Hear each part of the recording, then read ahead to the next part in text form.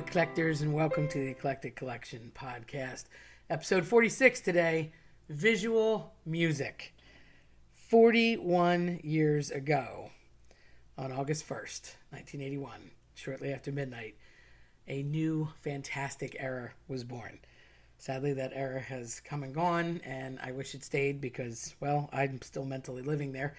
I have not really left high school. I argue about that with my friends all the time. However, that night, that fateful night, I happened to be watching television, and cable was a thing, and luckily we had it.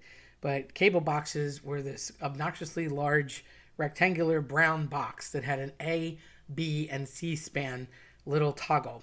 And it went from channels 1 to 12, and then the next B started at 13, and that was kind of sort of like all the cool channels. And then C channels were like extra channels that had things like National Geographic and whatnot. Not to the level that we did today. But I remember just pushing all the buttons and being annoyed that there weren't as many choices as I thought. Way more choices than there were growing up, where I was, in fact, the remote control. And there was UHF, VHF, maybe 5 channels, and I had to get up and click in this gigantic piece of furniture that somehow housed the television that was heavier than picking up, Atlas himself. But now that it was a little tail, it was a remote, but not like you think remotes today, and it had a little tail that was plugged into the cable box. So I had always cruised up and down channels 1 through 12 in the A span, but on the B span, I thought, let me see what this has to offer. And as I was flick, push, flick, push, the first one was channel 13. So it was the B1 spot, if you will. And I happened to be at the right place, right time. And at first it was just snow, just white noise and nothing. And I happened to be right place, right time. And all of a sudden I see this very cool image of the moon and an astronaut jumping off of a spaceship, and he's dressed like an American astronaut. He's got this real shiny outfit on, and he's holding a flag, and upon closer look, the flag gets staked into the moon, and it says MTV underneath in smaller letters, block music television. And it was all different neon and crazy colors, and I heard their awesome beginning crazy song that was the instrumental that everybody knows, and I'm like, what is this? Because it was new. And after a minute or so of that, next thing I know, the Buggles, Video Killed the Radio Star, which I love, and was a very cool way to begin the channel, since obviously video was going to start and little do we know take over. I was intrigued, and although it's kind of a plain video that didn't have much to go on at the time, and I was glued to the TV for hours and watched MTV as if it were a normal channel all the time. We would call it binge watching now. At that point, we were just constantly watching television. But it totally changed my life. I was at the perfect sweet spot age for that, because I was about 7 when that happened. So I just grew up with it. It was completely something that fascinated me. I loved music anyway, and I was perfectly fine listening to music. And I had a good cross-section of having the Walkman in my ears, listening to it in any car that I was in with the good old-fashioned press-button lame-o stereos that didn't have the regular suave tuning we have now. And then I was fortunate because my brother worked at Sam Goody's, and they had an audio deck that he was a salesman as a part of. So he had this great Technique stereo, which I still have from 1978, and good quality Klipsch speakers that just were awesome. And I grew up with vinyl, and do remember them having a Bobcat. I feel like the Bobcat had an 8-track, but I never really had to deal with 8 tracks too much because he already had actual audio tapes and, of course, vinyl.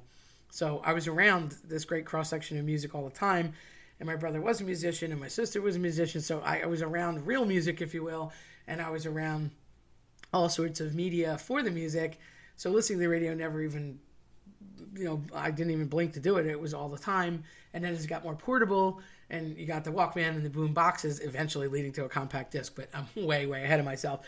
I always had music on or near me or, around me at some point. So this was just another media. And for me, it wasn't a competition. It was just awesomeness. But I was glued. And I just remember thinking, what is this? And it was truly a pioneered situation of something that would start an era. And eventually I remember seeing all the original VJs, Mark Goodman, and I think Martha Quinn, probably everybody's favorite, certainly was mine. Alan Hunter, J.J. Jackson, and Nina Blackwood. At the time, they kind of started everything.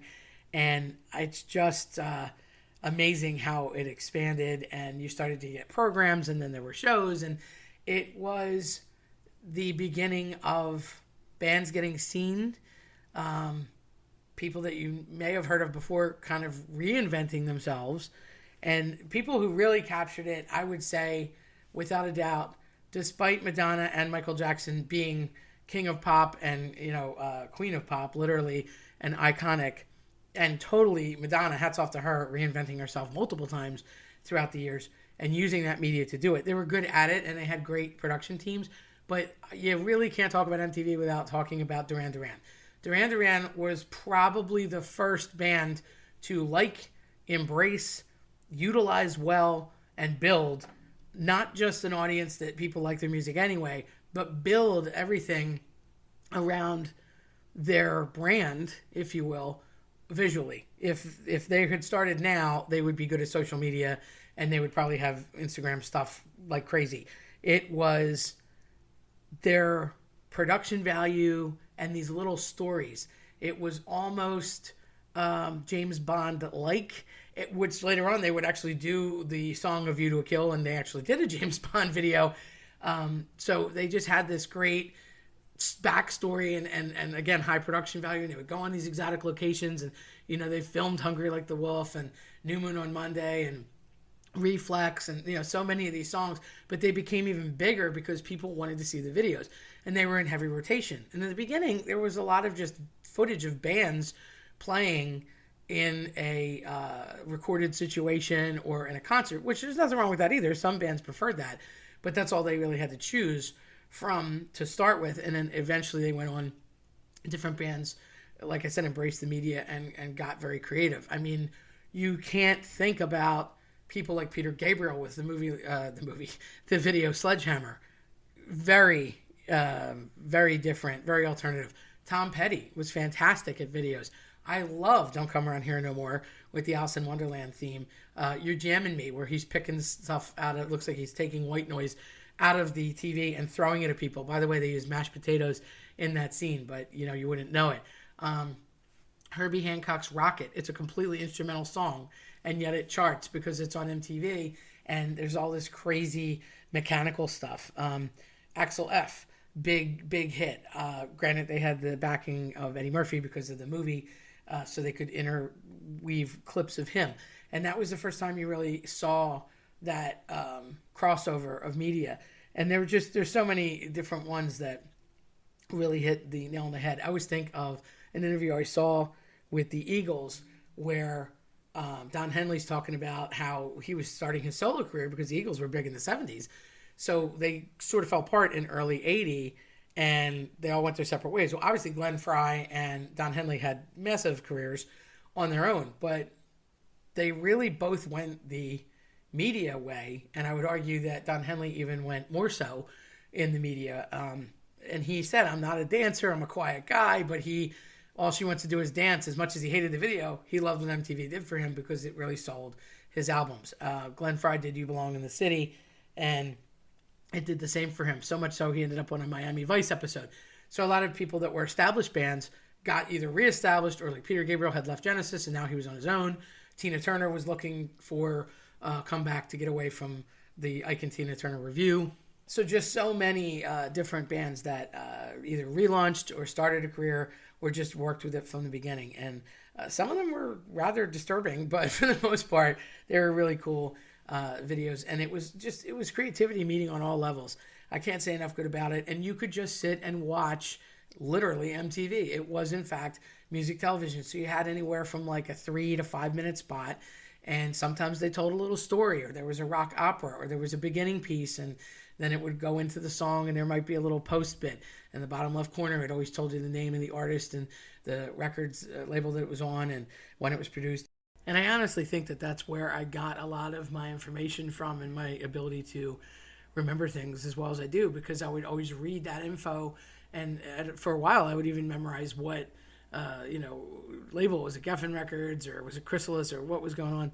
And I would be very aware of the year and what album. I just liked it, all of it, and I couldn't get enough of it.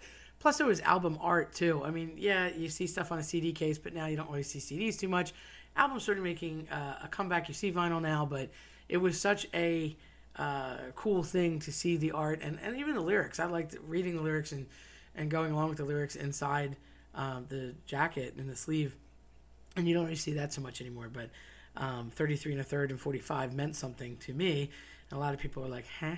So it was cool for me because it was a fusion of what was consistent, not necessarily old, I guess now it's old, but what was consistent at the time, and now this new thing, and they were being brought together.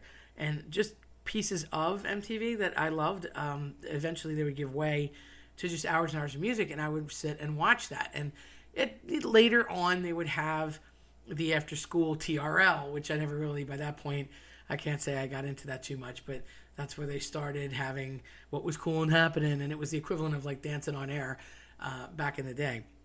I remember late at night, there was Headbangers Ball Saturday nights, and Ricky Rackman appears on the scene, and you start seeing different metal bands coming into play, and you would see the evolution of the genres start to appear, because at first it was just whoever they could get, whatever band could be put on there, and whatever coverage that they had, because it was picking slim at that time.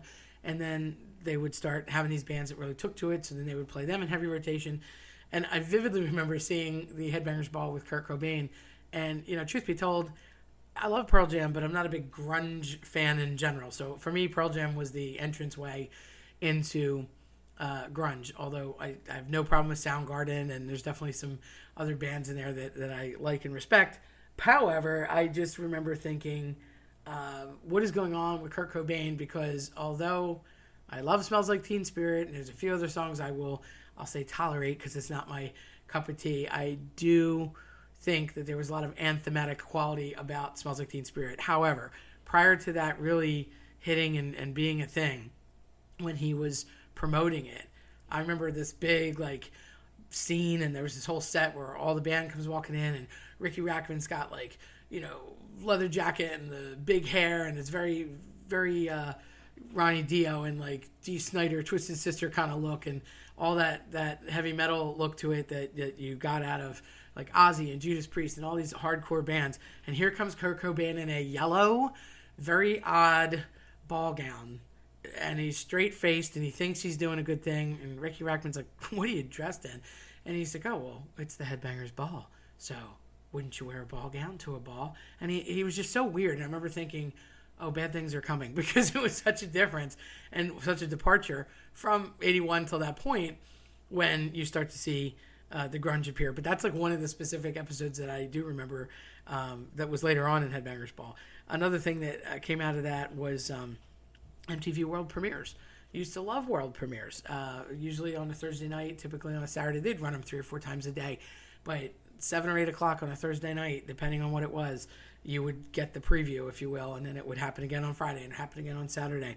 And I vividly remember sitting in my basement watching the world premiere of Thriller. And that was quite the moment, because it was 8.5 minutes, and you had the whole story, and there was talking bits to it, and a little movie, and how they showed you the making of, and how you could actually transform Michael into the wolf, and then what happens, spoiler alert, he turns into a wolf, and then the song itself and the extended version, and it was really cool. Everybody just got on their corded phone that presumably had a very long cord in an obnoxious color, and talked to everybody, go, oh, you're watching, I'm watching now. Can you believe it? Stayed on the phone while we were doing that. And back then, they may have actually had rotary dials. We had both, just saying.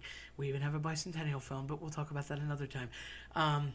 In addition to world premieres, I remember they were always announced by Kurt Loder. Kurt Loder was the initial MTV Music News guy. Chris Connolly, kind of the backup guy. Not going to lie, Chris Connolly was never my favorite. Kurt Loder was the bomb, still in the game.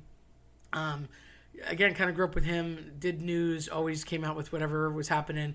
And back then, the news was a lot happier, and it was very focused on all of the artists and what they were doing. And it was really just focused on the music and what they were going to go into the studio with, or what their single was, and what kind of play it got, and was something going platinum or whatnot.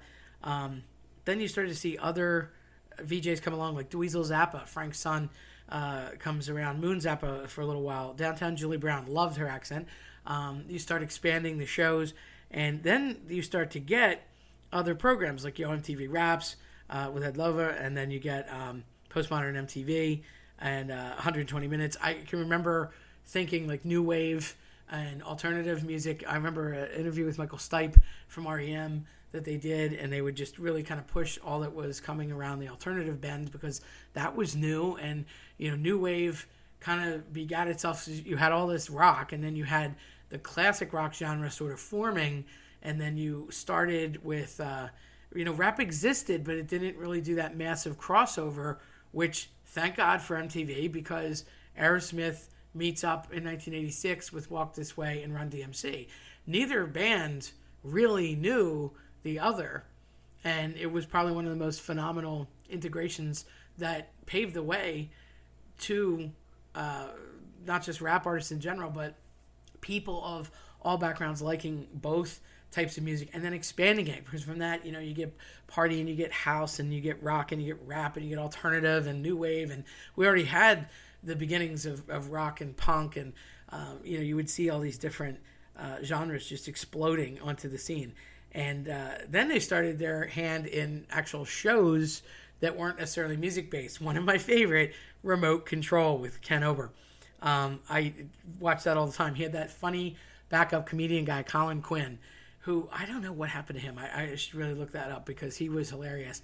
And they were sitting on a couch and had the remote control, and it was music trivia, and it was sort of the Merlin, if you were like me back in the day and had a Merlin and a Simon and a Quizzo.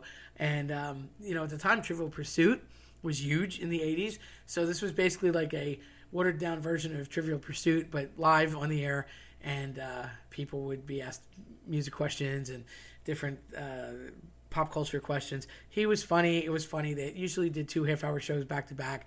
They played it nightly.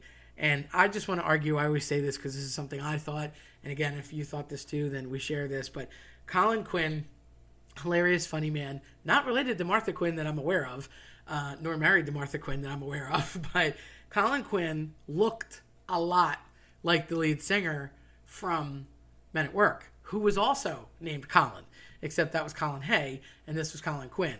And, back then, it wasn't something you could Google. So when people started Urban Legends, sort of like Mikey, the guy who said, oh, he likes it, when he was eating his Life cereal, there was that bad rumor going around in the 80s that he drank too much soda after eating Pop Rocks and he exploded. Yeah, that's not true. He's alive. He's alive today. But you didn't know. So when you heard things like that, it was called a rumor, and it was kind of perpetuated on purpose, but just because that's what we thought was really going on. And who's going to read a paper? But now you have a conversation with people, and they're whipping out their phone to, fact check you. Seriously? Just, no. Relax. Frankie says, relax. Also a great video. Anyhow, so these were just other pieces to the whole machine that got known as MTV. And as time went on, I believe there's now an MTV2, but there's so many more programs on it than there is music. And then eventually it gave way to VH1, which would become a secondary music channel, came around way later. But the neat thing about VH1 is that for its time, it was almost the, it was the VH1 was almost the people that, like myself, grew up with MTV. It was like that kind of programming that it would harken back to that. So a lot of we faithful MTV people were watching VH1, and sometimes the bands that had come and gone, because let's face it, there were a lot of one-hit wonders in the 80s. Some of those bands had broken up, they disbanded, and they would do this great Where Are They Now segment, or they would have this a part where they would explain, kind of like Breaking of the Band on Reels Now, same concept, where it would be behind the music. And that was fantastic, because if they weren't together anymore, they would at least get whomever would speak with the hosts about the band and what happened to its demise. And sometimes you could even get the band back together, or they might do a concert or one show. Another great MTV spinoff was MTV Unplugged. I can remember watching the live version of Layla and thinking, wow, Eric Clapton's Layla is a phenomenal song. But just the unplugged redo of that was phenomenal. And I believe in '98 it went on like a greatest hits and won an award. So it was just a nice revisitation of previous music. So you saw that a lot. And that was an intimate setting where you got to have questions and the audience could talk to the artist at the time. And anytime there was MTV Unplugged, I like to watch that. So, I mean, there's countless shows and things that happened. But eventually, once we got into the TRL kind of way where it was starting to get a little more show and a little less music, like I said, you had the VH1 spinoff, which was helpful for a while. And it's sort of like hearing the music you grew up with, and then suddenly it's on the oldie station. That's the best analogy that I have. And then they had MTV2 come along. And for a while, even MTV2, I think to help it take off, you could actually dial in numbers. They had 900 numbers back then, and you could say what you wanted to hear, and it was almost like a quasi-radio situation. And I go back to Queen in my head, Radio Gaga, because that was way before MTV, obviously. But that was sort of the nod to something's coming that's going to potentially replace you. Who knew? They were ahead of their time. And then Video Killed the Radio Star, straight up said by the Buggles. But Martha Quinn, I believe, is back on late night MTV or different channels talking about things like I Want My MTV. And MTV became a verb in that sense. I mean, you had Mark Knopfler write I Want My MTV into Money for Nothing, also a great video. You had the whole iconic moon landing situation. And, of course, they had the MTV Music Awards, which are still a thing today and quite a big deal. Lately, I've seen Alan Hunter doing Generac commercials. So I don't know what that's about, but I heard the voice. I had it on in the background, and I'm thinking it was like late night, and I was like, oh, some infomercial. And I was like, I know that guy. And I turn around, it's Alan Hunter. Who knew? So you don't always see them. I couldn't tell you what happened to some of them, but some have gone on to continue announcing and whatnot. Fun fact, Jefferson Starship, which would give way to become, Jefferson Airplane is what started out and would give way to Jefferson Starship. And eventually in the 80s, they just adopted the name Starship. Little fun fact, when I went to the Rock and Roll Hall of Fame and I watched this incredibly long and very well worth it, and I was upset that I missed the first 2 hours, but I watched 2 hours, and it was a 4-hour special about MTV and its inception. I had gone a couple years ago, and it was another anniversary.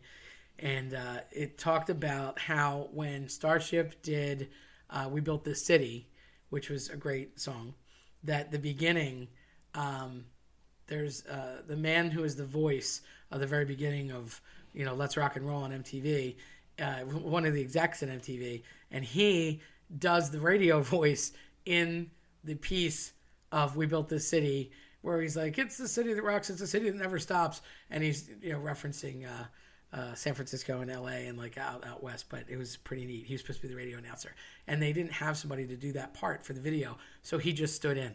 And I thought that was a very fun fact. So just really shaping an era. If you're from Gen X, then you can't say enough good about MTV. If I would say that if you came along after it, some people would be like, what's the big deal? It really paved the way for a lot of what we have now. Convenience is great, but sometimes there's something to be said for being able to hold on and wait for something. Instant gratification can go sideways sometimes. So it's great that you can have music immediately. And if you think about the Napster crisis later on, that you could get music, it's good and bad. I mean, it's good because you can pick up new info and new bands and hear new tunes immediately. But on the other side, it is taking away from the artist. So I'm torn on that. It's also people buying music is kind of almost a thing of the past. People go and they download stuff, or they'll. I would go buy an album, and to me, a musician was only as strong as his album was. So if I bought an album, I wanted to be able to listen to the whole album, not just a song or two. And I feel like I was in that trend, and there haven't been a whole lot of artists where the entire album is necessarily as good as the main track or the hook that got you to buy it in the first place, if you bought it at all. So these are just musical thoughts that have come along since then. But you can't take away from August 1st, 1981, and that awesome little scene in music television. So long live rock and roll. I hope it's around forever. I don't think MTV will go anywhere anytime soon. If anything, it'll probably just expand and reinvent itself, as it helped so many people in their careers get reinvented. But all I can say in the meantime is that video killed the radio star. But I still like both. So listen to your radio. Don't just listen to your phone. And watch MTV and watch VH1 and look for those specials. Because unfortunately, as the artists that are passing, it's so sad. I mean, we lost Meatloaf not that long ago. We lost Eddie Van Halen not that long ago. And they're just iconic people that will never be replaceable. So it's an end of an era for their info. Glenn Frey passed away. His son Deke is filling in for him, and Wolfie's filling in for Eddie. But that doesn't always happen, So appreciate what is there, and maybe go look at it. If you have never heard of it or looked it up or knew what it was, go check out. I'm sure on YouTube there's some original clips and things, and go watch it. Maybe you'll find a program that you like and find an artist that's new to you. If you liked what you heard, then check us out at eclecticcollectionpodcast.com or listen to us on your preferred platform. I'm Terry Tenaglia. Thanks for listening.